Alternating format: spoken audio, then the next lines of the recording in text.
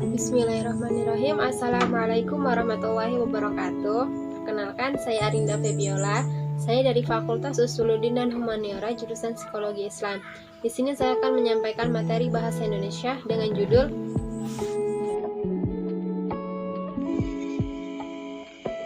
Konsep Ilmu, Membuat dan Menulis Paragraf yang Baik. Mata kuliah Bahasa Indonesia, dosen pengampu Bapak Rahmat Rizkiansyah, SPD SAP, MPD MAP. Disusun oleh saya sendiri, Arinda Febiola, NIM 200103040302. Fakultas Usuluddin dan Humaniora jurusan Psikologi Islam 2020.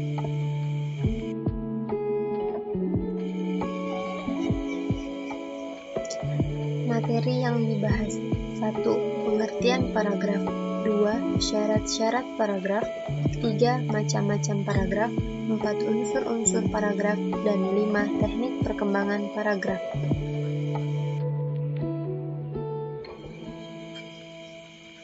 Satu, pengertian paragraf. Keterampilan menulis paragraf merupakan keterampilan yang sangat kompleks. Dalam menyusun paragraf harus memperhatikan syarat-syarat dengan baik, yaitu kesatuan, kepaduan, atau koherensi, dan kelengkapan. Paragraf mempunyai beberapa pengertian. 1. Paragraf adalah karangan mini, artinya semua unsur karangan yang panjang ada dalam paragraf. 2. Paragraf adalah satuan bahasa tulis yang terdiri dari beberapa kalimat yang tersusun secara runtut, logis, dalam satu kesatuan ide yang tersusun lengkap, utuh, dan padu. Paragraf adalah bagian bacaan yang mengungkapkan satu pikiran yang lengkap. Paragraf umumnya terdiri dari sejumlah kalimat. Kalimat-kalimat dalam paragraf harus saling berkaitan. Apabila kalimat-kalimat tersebut belum berkaitan, maka kalimat-kalimat tersebut harus disusun terlebih dahulu. Syarat-syarat paragraf. 1. Kesatuan. Kesatuan paragraf ialah semua kalimat yang membangun paragraf secara bersama-sama menyatakan suatu hal atau suatu tema tertentu. Kesatuan di sini tidak boleh diartikan bahwa paragraf itu memuat satu hal saja. 2. Kepaduan. Kepaduan atau koherensi adalah kekompakan hubungan antara suatu kalimat dan kalimat yang lain yang membentuk suatu paragraf. Kepaduan yang baik, tetapi apabila hubungan timbal balik antar kalimat yang membangun paragraf itu baik, wajar, dan mudah dipahami. Kepaduan sebuah paragraf dibangun dengan memperhatikan beberapa hal, seperti pengulangan kata kunci, penggunaan kata ganti, penggunaan transisi, dan kesejajaran. 3. Kelengkapan. Kelengkapan adalah suatu paragraf yang berisi kalimat-kalimat penjelas yang cukup untuk menunjang kalimat topik. Paragraf yang hanya ada satu kalimat topik dikatakan paragraf yang kurang lengkap. 4. Panjang paragraf. Panjang paragraf dalam sebagian tulisan tidak sama, bergantung pada beberapa jauh atau dalamnya suatu bahasa dan tingkat pembaca yang menjadi sasaran. Memperhitungkan 4 hal. A. Penyusun kalimat topik. B. Penonjolan kalimat topik dalam paragraf. C. Pengembangan detail-detail penjelas yang tepat. Dan D. Penggunaan kata-kata, transisi, frase, dan alat-alat lain di dalam paragraf. 5. Pola susunan paragraf. Rangkaian pernyataan dalam paragraf harus disusun menurut pola yang taat asas. Pernyataan yang satu disusun oleh pernyataan yang lain dengan wajar dan bersetalian secara logis. Dengan cara itu, pembaca diajak oleh penulis untuk memahami paragraf sebagai satu kesatuan gagasan yang bulat. Pola susunannya bermacam-macam, dan yang sering diterapkan dalam tulisan ilmiah antara lain sebagai berikut. A. Pola runtunan waktu. B. Pola uraian sebab akibat. C. Pola perbandingan dan pertentangan.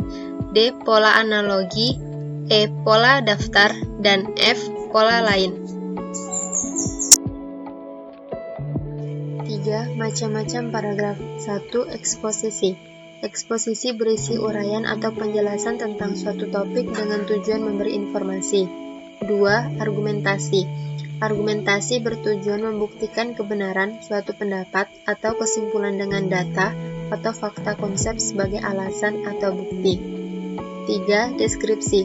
Deskripsi berisi gambaran mengenai suatu hal atau keadaan sehingga pembaca seolah-olah melihat, merasa, atau mendengar hal tersebut.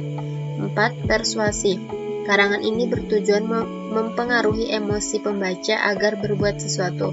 5. Narasi.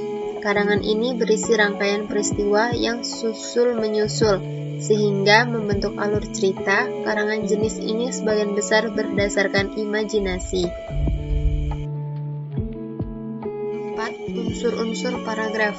Beberapa unsur yang membangun paragraf, sehingga paragraf tersebut tersusun secara logis dan sistematis.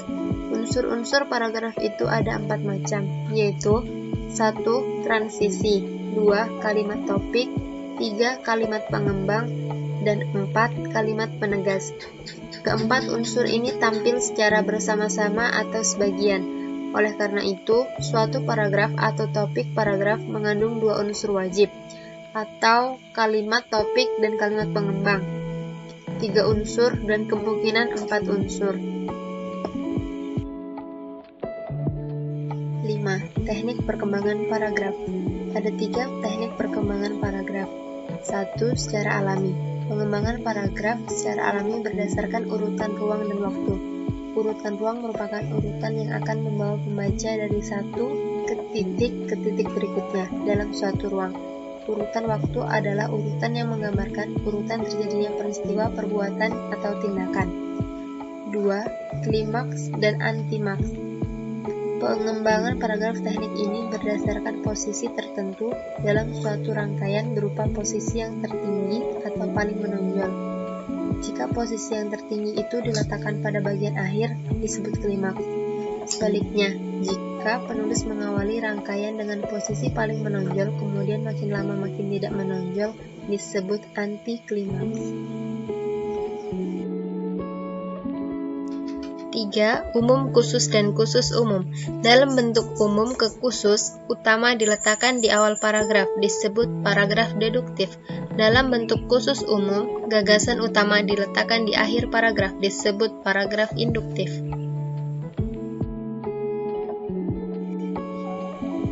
Sekian dan terima kasih. Wassalamualaikum warahmatullahi wabarakatuh.